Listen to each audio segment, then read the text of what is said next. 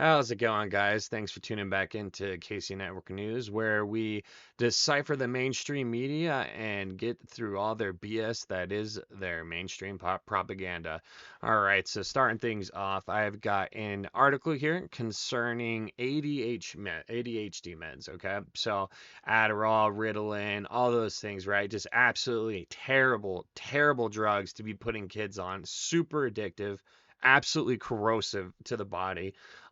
It is basically knockoff uh, amphetamines, right? I mean, it is. Like when I break it down, it is prescribed uh, tweak. So, very unfortunate that a lot of these people are being afflicted with this disease because that's really what it is. It's a forced and manufactured disease that's put on this population. So let's go ahead and hop into this article here. So, a horrible perfect storm. Frustrations rise as a shortage of Adderall and other ADHD medications continues. All right, so Jennifer Howell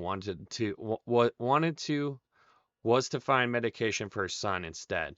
She was caught in a maze of desperate phone calls to pharmacies and physicians. Her son, Linus, had been diagnosed with ADHD in 2021 during the grips of COVID-19. Many of his behavioral traits, restlessness, impulsivity, difficulty focusing, suddenly made sense when he was first prescribed the medication. Its effects were instantaneous. Okay, so pictures of the kid here. So it was something that changed him within 24 hours, said Hal, a Lincoln Square resident. It was enough for us to cry, saying, "Oh God, I wish we had known." Howell recalled how Linus, now 10 years old, described how he felt when my neurons are working. I'm basically a genius. The relief was short lived. In October 2022, the U.S. Food and Drug Administration formally announced a nationwide Adderall shortage, leaving millions scrambling to obtain prescription stimulant medication. Over a year later, there's no end in sight, and a tangled network of causes has made for no clear solution. It's the single biggest crisis right now in clinical mental health, said Greg Mattingly, president of American Professional Society of ADHD and Related Disorders and associate clinical professor at Washington University in St. Louis. It touches everyone. ADHD, or attention deficit hyperactivity disorder, is one of the most common neurodevelopmental disorders in the U.S., and an estimated 9.8% of children aged 3 to 17, or about 6 million adolescents, have been diagnosed. According to the U.S. Centers of Disease Control, stimulant medications like Adderall mitigate its symptoms by increasing dopamine levels in the brain. All right, I want to take a little pause here. So, all right. I have gone through this gambit, and unfortunately, no, it is unbelievable to me that we would look at a young, healthy boy who is hyper, doesn't want to sit in class and go do things, and think, huh, maybe we should put him on some methamphetamines and that'll calm him down and make him focus in class. No, he is a boy. No boy should ever be forced to be sitting in a classroom in the first place. Not everybody learns the exact same as others, okay? So it's truly incredible to me that they make these kids take amphetamines just so they can sit in a class. Like there's other ways that they can get around it, but unfortunately with our public schools, they have it all set up to where you kind of get left behind. There is no catering to every kid. Okay. It is you have to conform to the rules of the class. We've all gone through this, right? And it's not for everyone, right? And so they put them on meth. It's just truly tragic here. So let's go and hop back into this article. So, access to prescription stimulant medications first began to unravel at the beginning of the COVID-19 pandemic. Physicians started reporting a significant jump in ADHD diagnoses. All right. So, yeah, because they found out their kid was hyper when they were at the house. Like there's nothing wrong with that, okay? They're being a kid. Okay? So, research compiled by FDA affiliated scholars indicated that prescriptions for stimulants and medications among people aged 20 to 29 rose 30% from April 2018 to March 2022. There are multiple theories on why that's the case, including the ease of telehealth, increased ADHD awareness, and the add stressors of remote work. Okay, this is huge business for the pharmaceutical companies. It's very obvious. Like they make a lot of money. One of these prescriptions without insurance is between $300 and $500. Okay, and if you do have insurance, yes, it is cheaper, but $300 and $500 every single month from an insurance company. Okay, so yeah. And guess what? Doctors get kickbacks for prescribing this shit to people. Okay. So, yeah, they are heavily incentivized to diagnose people with this. They don't care if it's going to ruin the person in the long run, destroy their liver, cause a gambit of other problems that are way worse than the problem itself. Like, I don't know, instilling addiction into kids, okay? That never even would have probably experienced it or been around it before, but instead they got put on some extremely, extremely addictive pharmaceutical drug. And had it forced on them, and then they had to probably most of these kids are gonna have to suffer from a lifelong addiction that hopefully they're able to break. Not many can. I still know people that have gone through this and suffered to this day, right? And maybe they're not on ADHD drugs, but they're on meth, they're on heroin, they're on whatever, and these people are around, and a lot of them aren't because a lot of them already died. Okay, so yeah, very unfortunate. So.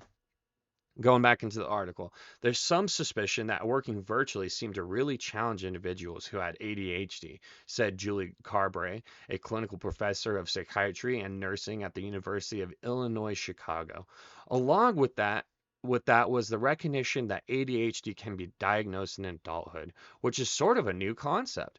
Meanwhile, a major drug maker began to experience an Adderall manufacturing delay, according to the FDA, when patients turned to the alternative prescription stimulant medications. Those too became scarce. Although the manufacturing delay has been since resolved, it's losing its long-lasting effects are exacerbated by unprecedented demand. Many pharmacies nationwide still have unpredictable inventory. Okay, so moving on, we got a kid here that just looks like a mess eating some food, probably going through hell because he's on these pharmaceutical prescriptions. So it was a horrible perfect storm that really has trapped our patients from getting what they need to work, to perform at work, to be able to live their lives, Cabaret said. Another hurdle because stimulant medication is a controlled substance. Most people with ADHD can only obtain a 30-day supply at a time. It also means that individual pharmacies can't share where the drugs are available elsewhere. Parents and patients have to contact each location one by one. Thank God it is only a 30-day prescription, because you could really snowball on these things and get locked into even a more severe addiction if they gave you 90 days worth. I mean, especially when you're getting what some of these are 20 milligram, 2 pills a day. So you're getting a script for 60 pills, and then now all of a sudden people are going to be getting, I don't know, 120 pills. I mean, to 180 pills. I mean, it's unbelievable. If they ever change that, it is going to be a nightmare. Okay, so all right, so let's keep going here. Linus now only takes medication on school days to ration his supply. This is very real and cognitively how the function is dependent upon this medication being available to him, Hal said. It makes us feel like the system is just not set up to accommodate people who are neurodivergent. It's difficult to pinpoint a solution. The US Drug Enforcement Agency closely regulates controlled substance due to high potential for abuse and addiction, imposing quotas on manufacturers to curb production. So, they openly know that this is a heavily addictive substance, worse than I would say any other drug, because you're told it's okay to take it.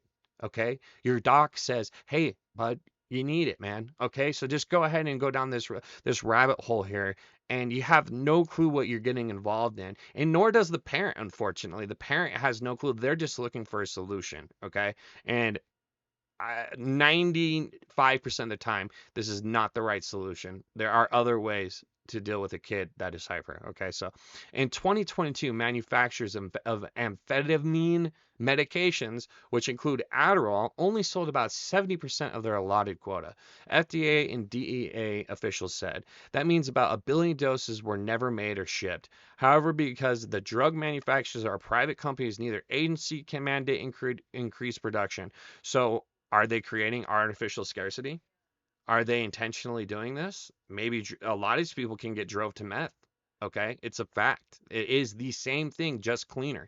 That is the only difference between Adderall and methamphetamine. Okay, so we, the DEA and FDA, have called on manufacturers to confirm they are working to increase production to meet the allotted quota amount.